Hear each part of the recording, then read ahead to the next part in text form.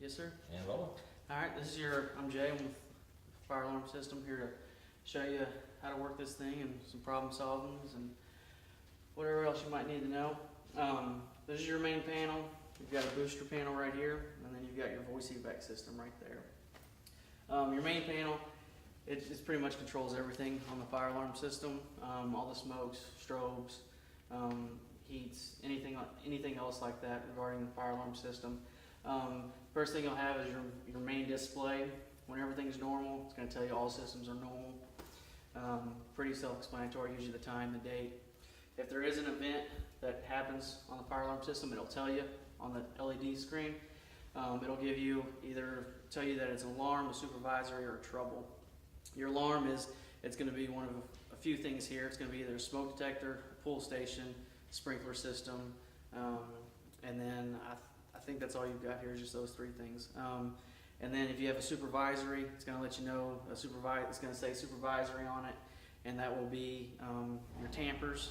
Those will give you a supervisory as well as your duct detectors. You've got 5 duct detector units here. Each of them have remote test switches on them. Also, that allows you to reset those smoke detectors whenever they come into trouble or whenever they go into alarm.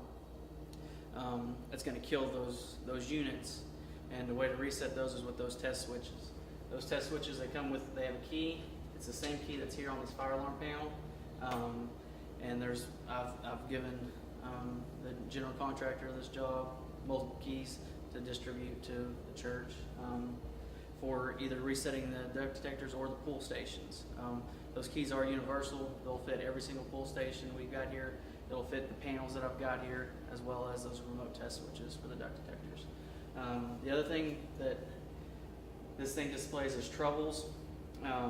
Trouble can consist of low battery. It can consist of one of the circuits getting broken somewhere, whether it being the initiating circuit, which controls all of the smokes, pulls, the duct detectors, or it could be an indicating circuit, which is going to be your NAC circuits, which controls all your strobes.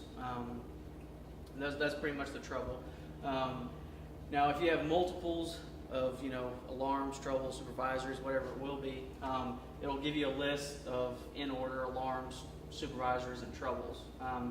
To see those, all you have to do is scroll down, and it'll tell you individual points. It'll tell you exactly what it is. If it's a smoke detector on the 2nd floor, in the elevator lobby, or if it's pull station at rear exit, it'll tell you exactly where it's at, what's going on with that. Then you've also got a tie-in to the elevator system. What happens is there's 2 smokes, one in the 1st floor lobby, one on the 2nd floor lobby. If either one of those ever go into alarm, it's going to send the elevator to the opposite floor. So if the smoke goes up on the 2nd floor, it's going to send the elevator down to the 1st floor, and it's going to lock it out. And vice versa with the 1st floor. If it goes up on the 1st floor, it's going to send the elevator to the 2nd floor, and it's going to lock it out. At that point in time, if you know it's a false alarm, the thing to do would be to call the monitoring station, get them to put it on test, and then reset hit the reset button on the fire alarm system, which will allow that, if it's cleared, allow that smoke to clear out and allow you to use your elevator again. Speaking of the monitoring company and everything like that, if you ever need to put this thing on test to do a fire drill, or if you just want to do a test with yourselves, the monitor number is up here on the top of the panel, as well as the account number. Just call them, tell them you want to place the system on test. They're going to ask you for the account information. Just give them the account number, and then they'll ask you for how long you want to place it on test for. Place it on test for however long you would like to. Relating to the fire department or the fire system, if you need any kind of maintenance work, there's a 1-year warranty on the system from us. So if something goes wrong, if a strobe isn't working, or if a smoke detector is malfunctioning or anything like that, we've got a 1-year warranty. If something happens with the wire, we've got a 1-year warranty. You can call us, we'll come out and we'll fix it. And then after 1 year, I don't know the exact date, I can find out for you real quick. But 1 year from that date, which is whenever we final this job, 1 year from that date, you've got a 1-year warranty with us. And if you do need to call and place it on test, you can call us and we can get it on test. Protection 1, they're the ones that are monitoring it. You can call them. They'll be more than happy to place it on test for you guys. Same thing with the sprinkler work. If you're going to have any sprinkler work, they're going to need to call and place it on test. Yes, sir. Supervisor alarm, they don't go directly to the fire. They do not go directly to the fire department, no, sir.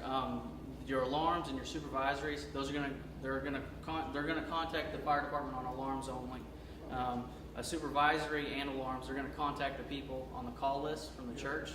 So if you get a supervisor at 2 o'clock in the morning, they're gonna call whoever's on the call list. Let you know, yes, sir. They shouldn't call you with the trouble. They shouldn't call you with the trouble from the panel, but a supervisor and alarms, yes, sir. They will call the contact alarms only to the fire department. Okay, we have that problem over there in the other building. We have to call supervisor, call the fire department to come over. It's not a big deal. It's just being out of that. So it's just dust or whatever. Yes, sir. And I'll walk you through the panel real quick. Whenever you do get an alarm or a supervisor in trouble, something like that, if it's an alarm, you want to clear the building first. And then, you know, if you need to reset or if there's a problem, you know it was a false. If you see a kid pull a pull station, you know there's not a fire there. You know, you can come over here and it's going to tell you what it was, but you can hit the silence button. It's going to ask you for a code unless you have this black key that's in here right now. In the down position, you're going to have to enter a code. If it's out, you're going to have to enter a code. If it's turned to the horizontal position like that right there, you can just hit silence and it'll kill all the horns and strobes going off in the building. If you need to reset, same thing.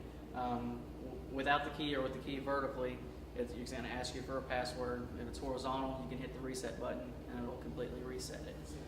You've got this main panel here, and then you've got a remote annunciator up front by the front building or by the front main entryway. Everything that's displayed on this panel at this LCD screen will display at that other LCD screen. So you can do what's that, sir? You don't have to run all the way. No, sir, you don't have to run all the way back in here. Everything that you can do from this panel can also be done at that panel over there. This one, of course, if a kid pulls up pull station, there's like I say, these keys are universal throughout everything that I've got out here. So it'll reset that pull station, and all you do is stick the key in, turn it, push it up, turn it back down, and then pull the key out. That call to the fire. That will call to the fire department, yes, sir. If you do know you had a false alarm, you can call the number on here, the monitoring number, and you can call them and tell them that it was just a false alarm and not the but hopefully before they. Tell me when I'm going to do that. If you don't have the key, like I say, the password is 1234, and if you do have the key, you just got to turn it horizontally and just hit the silence button once, and that'll keep it from beeping at you. How long? For 24 hours. 24 hours. Yes, sir. If you have a trouble or something on the panel, you hit the silence button. About every 24 hours, it cycles itself and it'll start beeping at you again. It will, if the alarms are going to hack circuits, so if someone takes down a strobe or horn strobe or speaker strobe out here, it's going to give you a signal on the panel. Once that is corrected, once that strobe's put back up or the wire refixed, it's going to clear itself at the panel. Same thing with maintenance on them. Like I say, normally what happens is whenever your annual inspection comes up, you normally check the batteries at that point in time. They last 3 to 5 years, your batteries do. So you shouldn't really have any problems within the first 2 years. It's after that though, like I say, that 3 to 5 year mark, your battery starts to kind of go bad. And it's just if you do want a fire drill test, you can call the monitoring station, tell them you're going to do a test for an hour, place it on test for me, and then you can do an actual alarm test, pull a pull station to set the alarms off. There's also a function on here, I believe, to do a fire drill. Hit enter. It's going to ask you for a code like it normally would. Just turn the key to the horizontal position. I believe it's system test and then fire drill right there, and that should rock the system.